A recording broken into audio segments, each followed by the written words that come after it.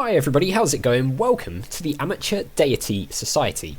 This is an interactive fiction point-and-click adventure game set, I believe, in 1998, and the premise is that some school kids create a world simulator and all sorts of strange going-ons occur. I'm really interested to try this out. It looks really cool and unique from what I've seen from the screenshots in the trailer. So let's jump in with a new game. I believe this game is about 5 hours long, so plenty of gameplay if you do decide to play it for yourself. I'll leave a link in the description below so you can check it out after this video if you like what you see. So here we go. Nowhere. It is dark. You are reasonably sure this is a dream, but are undecided on whether it is your own. Nobody and nothing is here except the dreamer. Okay, the dreamer. She may or may not be you. It's hard to tell. Let's try to wake her up. She isn't responding to your voice. You try shaking her by the shoulder, but that doesn't work either. It bothers you that nobody and nothing is here besides the dreamer. You can't ditch the feeling there's supposed to be something, or somewhere perhaps. Let's try and make something. You don't know where to begin. You wonder if the dreamer might. Okay, so do we go back to the dreamer? We do. Okay, let's ask her to make something. She twitches. You might be getting through to her. You feel your environment changing. Make something. That's a bit creepy. I had one of those dreams again. I never remember what happens in them. They just leave me with this feeling I'm supposed to be doing something and I never have any idea what. Sometimes it takes a week to get it out of my head. I'm starting to think I have a problem. Anyway, it's a school day. I should get going. It's very immersive, isn't it? So we're now outside school.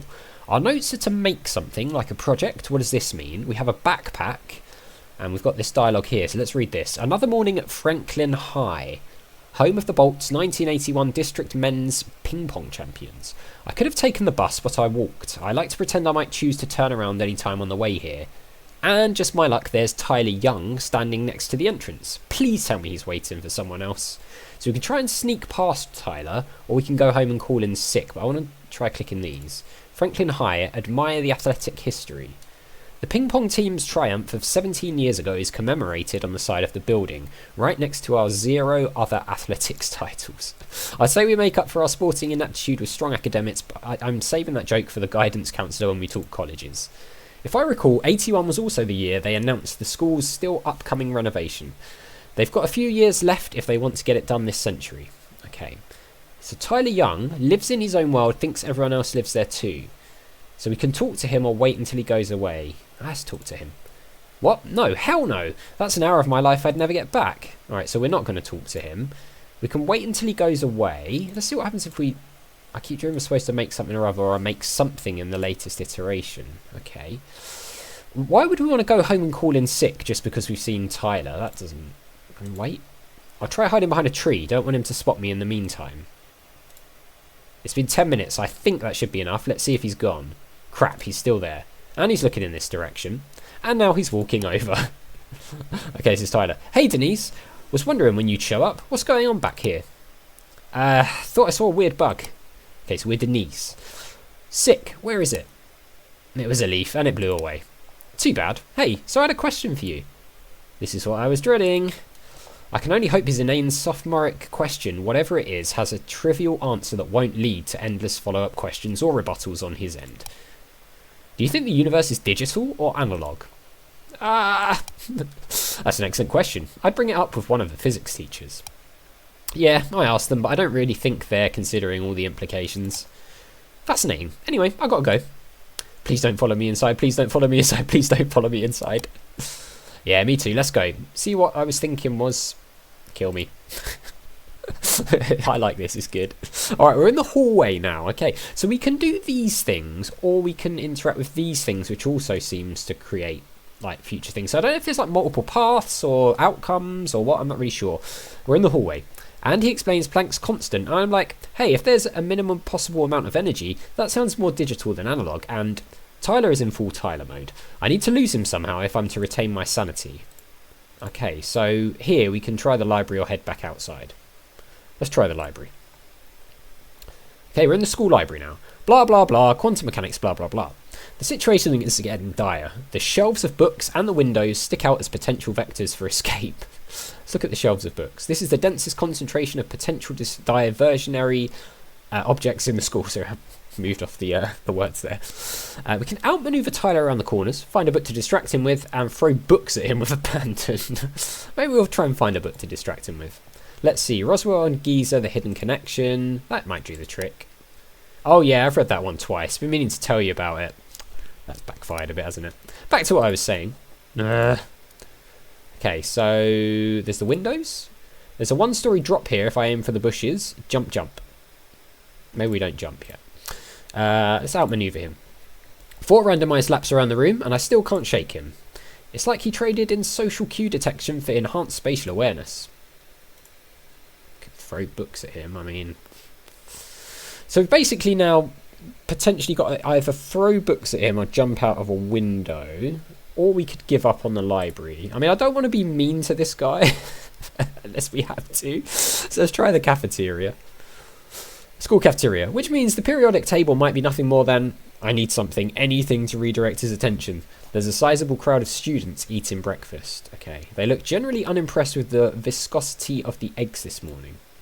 Yell food fight, scan the crowd. Let's scan the crowd. I don't have an in with any of these cliques, to say nothing of how little of an in Tyler has with them. Wait, that's Craig over there. Maybe... Okay.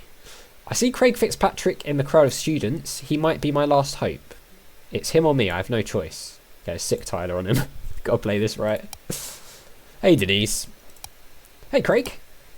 Tyler, Craig was just telling me yesterday about that girdle thing you mentioned. For a moment, Craig seems confused.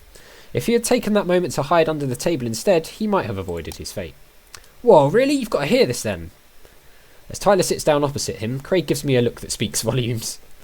How could you do this, Denise? When we agreed we could still be friends were just words. My window of escape is too narrow to answer those implied questions, and he knows it. As I turn to leave, Craig stares at the ceiling in resignation and says, to whatever nonsense Tyler is rambling on about. The rest of the school day passes slowly and without incident. After the last bell, I head to the computer lab for my obligatory hour of procrastinating. Still getting to make something. There's that feeling again. I'm seriously supposed to be working on something. Now the thing is, reading the bio for this on the Steam page, it says about students creating like a world simulator. So I wonder if this is the world simulator, or if we're playing as the students who are going to create the world simulator. Okay, we've got 2 notes now. Tyler Young is the single most annoying person I've ever met. He knows exactly enough about every subject to have weird, unfounded opinions about all of them, and won't rest until everyone on the planet knows those opinions. The worst part is there isn't an ounce of ill will in his body, and he likes everyone, so you feel really bad about wishing he'd moved to Pluto. Okay, we still got the make something. So these are just, I guess, like bios and things that we need to do. Now we're in the computer lab. The computer lab has 5 PCs. 4 of them are historical artifacts, while the other is merely pathetic. That's the one we use when we do anything, which is seldom. Craig's already here, as is Sarah Kim. Plus me, that makes 100% attendance for the after-school computer club today. I should talk to them. That might help me figure out what I'm supposed to be doing. Okay, so maybe we are the kids who are going to create the world simulator. Let's find out about the computer. I hope the school district got a good rate on these. Power it on. Oh, wow, okay. So we've got a file explorer and a notebook. Graphical operating system. Nice. Alright, let's shut that down for a minute. Craig's already here. So Craig, wow, does he look mad. Let's talk to him. I expect he's still put out about this morning. Better be delicate about this. Hey, buddy. Denise. I had 2 classes with Tyler today. I couldn't get rid of him until an hour ago. That wasn't fun. Okay, I'm sorry. It was a heat of the moment decision. By the way, Jesus says you're supposed to give me a pass until I piss you off 491 times, right? Very funny. To be clear though, 70 times 7 is a symbolic way of saying infinitely many times, I know. Also, not a permanent invitation to try my patience. We've had this conversation before. Okay, so... Oh! Can we... so we can like select things from our notes to talk about as well. Interesting.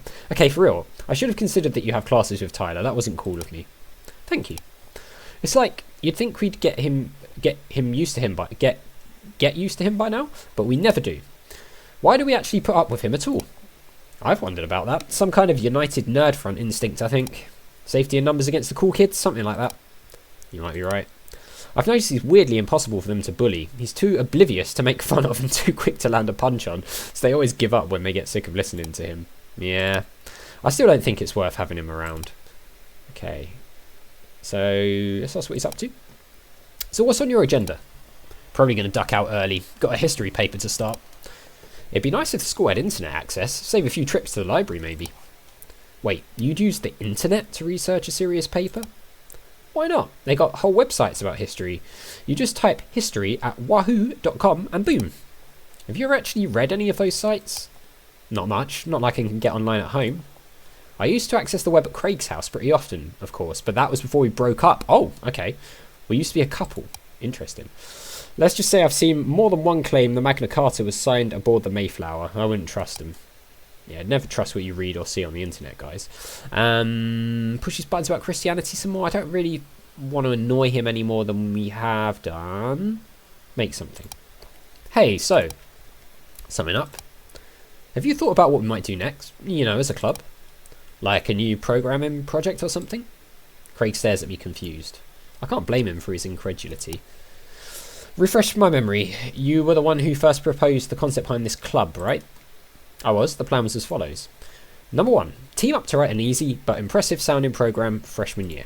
Number 2. Treat the computer lab as a glorified study hall throughout senior year. Number 3. Put it on our college applications as 3+ years of extracurriculars. Step 1 went off without a hitch in all of 3 months. We made a multi-subject trivia game with an easy interface for the teachers to write their own questions. The school loved it because it justified their having bought the new computer. Step 2, a combination of doing homework and screwing around, has been smooth sailing, which makes me feel pretty ridiculous for actually suggesting we take on another project. I know, but I don't know, maybe I'm bored. Look, I'm busy enough with homework, so I'm going to stick to the plan, but don't let me stop you or anything. Now that I think about it, doesn't this whole fake club for college apps thing feel a little iffy to someone like you? Like, aren't you supposed to be a stickler for that list of commandments? I didn't intend to lie about it. If they ask for anything more specific than how long I was vice president, like if we had activities or made any other programs beside the one, I'll tell the truth. But they're not going to ask, because all these extracurricular counters want is to be able to say their students are well-rounded individuals. It's just a box to check. This weighs no more on my conscience than does driving 50 in a 45 zone. Besides, it's not like we do literally nothing as a club. We fix the computers when they ask us. This does happen every few weeks. It usually entails turning the computer off and back on again. I guess you could say we were just taking credit for being on call. Exactly.